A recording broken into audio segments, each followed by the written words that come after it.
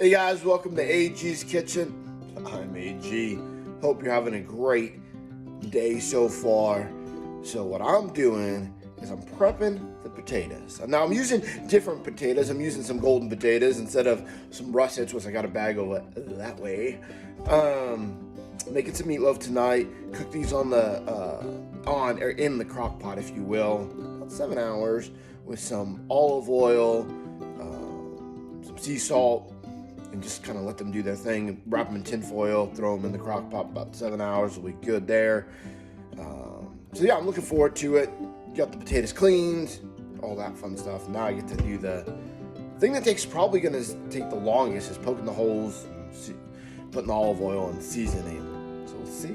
I'll show you this little bin of potatoes that I just cleaned up. Check it out. Check it out. There it is. This is 3 pounds of golden potatoes. So normally for a baked potato, you're going to use a russet just because it's crispier. But these have a more softer, buttery texture. And I want to try that for a meatloaf, like as far as they kind of having that as a baked potato, which you can use these, and I'm sure some people have heard these. In a lot of ways for me, I like a crispy outer skinned baked potato, but I want to try these. I want to give these a shot and see how it works. I'm looking forward to it. And then what's going to go in, so I'm going to have a side of green beans over here later, and then that onion, that yellow onion right there, that is actually going to go into the meatloaf mix for tonight, and I think it's going to turn out great. So I hope you enjoy this journey. Hey guys.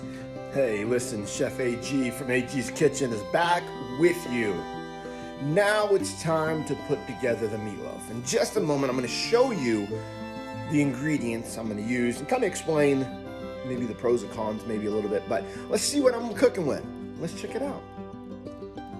Okay, so here are the ingredients, and here's what, so we got some 80-20 grass-fed ground beef, along with some 80-20 ground pork. It's a beautiful mixture, if you will. Love doing that.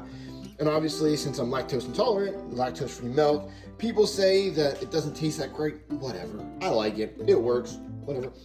Can of green beans for later. That's not going inside the meatloaf. But then we've got a yellow onion I'll dice up here with this beautiful bad boy right there. The Ninja blender. I've had this thing for a couple years, 5 years, 6 years, something like that. This thing is a beast. Love it. So I use that a little bit. Kosher salt, good salt, or sea salt. I'm sorry, that's sea salt. Wait, I love sea salt. Parchment paper to line that bad boy right there. Head Country raspberry chipotle barbecue sauce. The best barbecue sauce, I think, if you want that extra zing or extra kind of flavor for a meatloaf. But the bad thing with this barbecue sauce is you have to be careful, is liquid. You know, you don't want your meatloaf to cook in a liquid bath, if you will. So when I check it at the 30-minute interval, if there's any liquid from it, because this isn't a thick barbecue sauce. Normally people use thick barbecue sauce with a good bit of molasses in it. Since it's not a thick one, I'll have to do that. Otherwise, it's gonna boil the meatloaf, not necessarily cook it through. Best Cajun seasoning that I've ever come across, and it's gluten-free, obviously. Kingsford Cajun style all-purpose seasoning, spicy Louisiana. Woo! You know, you can tell that I like this stuff a lot.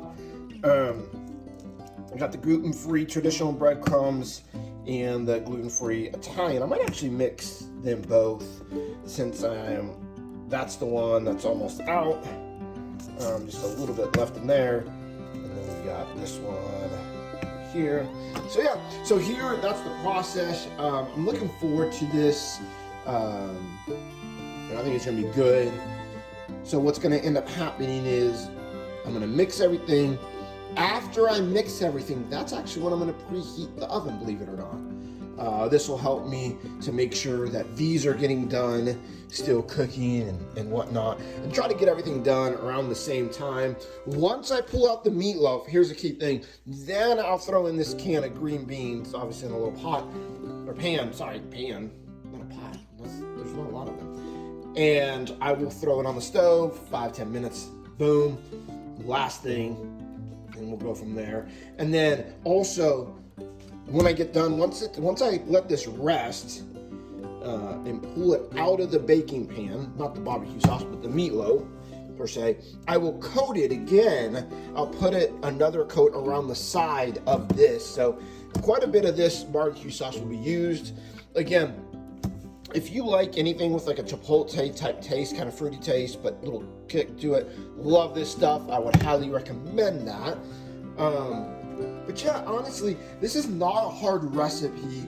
Found it online. Obviously, with being gluten and dairy free, I have to look up everything and make sure I can use things, or, you know, if I have to do variations of a recipe, okay, that's kind of what I do. But it's awesome. I'm excited. I'm excited for you to check this out. So without further ado, let's get this meatloaf going. I'll be back with you as kind of maybe through the process, or after I'm done mixing it. But anyways, gotta get back to work. It's time to make this beautiful meatloaf. AG.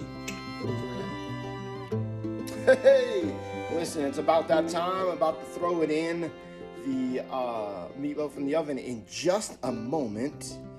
Let's see what we got here. I'm gonna just pick this pan up. Look at this. Ooh, that's gonna go in, put it on for 30 minutes, okay?